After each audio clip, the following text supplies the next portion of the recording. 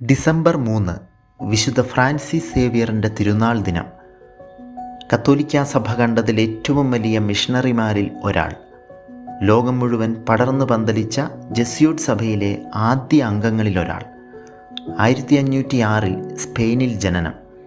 Paris യൂണിവേഴ്സിറ്റിയിൽ പഠിക്കാനായി ചെന്ന ഫ്രാൻസിസ് 1529 ഇഗ്നേഷ്യസ് ലയോളയെ കണ്ടുമുട്ടുന്നു.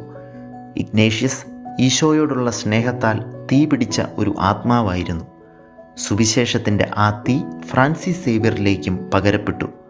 പിന്നീട് ദൈവശാസ്ത്ര പഠനങ്ങൾക്കും വിചിന്തനങ്ങൾക്കും ശേഷം വെനീസിൽ വെച്ച് അദ്ദേഹം പൗരോഹിത്യം സ്വീകരിക്കുന്നു. ഇഗ്നേഷ്യസും ഫ്രാൻസിസും മറ്റ് പേരും കൂടി ചേർന്ന് സൊസൈറ്റി ഓഫ് ജീസസ് അഥവാ ഈശോ സഭ എന്ന ഓർഡർ രൂപീകരിക്കുന്നു. പോൾ മൂന്നാമൻ മാർപ്പാപ്പ സഭയിൽ ഔദ്യോഗികമായി ഈശോ സഭയ്ക്ക് അംഗീകാരം നൽകുന്നു. ലോകത്തിൻ്റെ അതിർത്തികൾ വരെ സുവിശേഷം എത്തിക്കുക എന്ന ആഗ്രഹത്തോടെ പോർച്ചുഗീസ് സെൻ്ററായിരുന്ന ഗോവയിൽ 1542 ഫ്രാൻസിസ് എത്തിച്ചേരുന്നു. ഗോവയുടെ തീരപ്രദേശങ്ങളിൽ പാവപ്പെട്ട മുക്കുവന്മാരുടെയും പരവന്മാരുടെയും ഇടയിൽ അദ്ദേഹം ഈശോയെ പ്രഘോഷിക്കുന്നു. ഭാഷയിലും സംസ്കാരത്തിലും ജീവിത രീതിയിലുമെല്ലാം അവിടുത്തെ പാവപ്പെട്ട മനുഷ്യരോടൊന്നായി ചേർന്ന് പ്രാദേശിക ഭാഷയിൽ മതബോധനത്തിനുള്ള ഒരു മാർഗരേഖ പോലും അദ്ദേഹം തയ്യാറാക്കുന്നു.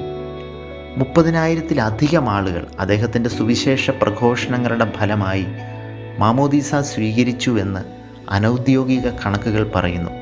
ജപ്പാൻ, മലേഷ്യ തുടങ്ങിയ രാജ്യങ്ങളിലും ഈ കാലഘട്ടത്തിൽ അദ്ദേഹം സുവിശേഷ പ്രവർത്തനം നടത്തിയിരുന്നു. ഒരിക്കൽ അദ്ദേഹം കടൽ യാത്ര നടത്തുമ്പോൾ കടൽ പ്രക്ഷുബ്ധമായി, കാറ്റും കോളുമുണ്ടായി. പെട്ടെന്ന് അദ്ദേഹത്തിൻ്റെ കയ്യിലുണ്ടായിരുന്ന കുരിശ് കടലിലേക്ക് എറിഞ്ഞുകൊണ്ട് കാറ്റിനെയും കടലിനെയും ശാസിച്ചു. പെട്ടെന്ന് കാറ്റും കടലും ശാന്തമായി. പക്ഷെ അദ്ദേഹത്തിൻ്റെ കയ്യിലെ കുരിശ് നഷ്ടപ്പെട്ട വിഷമത്തിൽ അദ്ദേഹം കരയിലെത്തി. പെട്ടെന്നതാ അദ്ദേഹത്തിൻ്റെ കയ്യിൽ നിന്നും നഷ്ടപ്പെട്ട ആ കുരിശും വഹിച്ചുകൊണ്ട് ഒരു ഞണ്ട് കടൽ തീരത്ത് എത്തിച്ചേർന്നു. അദ്ദേഹത്തിൻ്റെ നാമകരണ വേളയിൽ പ്രത്യേകം പരാമർശിക്കപ്പെട്ട ഒരു അത്ഭുതമാണിത്. താൻ അനുഭവിച്ചറിഞ്ഞ ക്രിസ്തുവിനെ എല്ലാവരിലും എത്തിക്കുക എന്ന ആഗ്രഹത്തോടെ ചൈനയിലേക്കുള്ള യാത്രയിൽ അദ്ദേഹം രോഗബാധിതനായി മരണമടഞ്ഞു. തൻ്റെ വിശ്വസ്തദാസൻ്റെ മിഷണറി പ്രവർത്തനങ്ങൾക്ക് കയ്യൊപ്പ് ചാർത്തിക്കൊണ്ട് നല്ല ദൈവം അദ്ദേഹത്തിൻ്റെ ഭൗതിക ശരീരം അഴിയാതെ ഇന്നും ഗോവയിലെ ബോം ജീസസ് ദേവാലയത്തിൽ സംരക്ഷിച്ചിരിക്കുന്നു.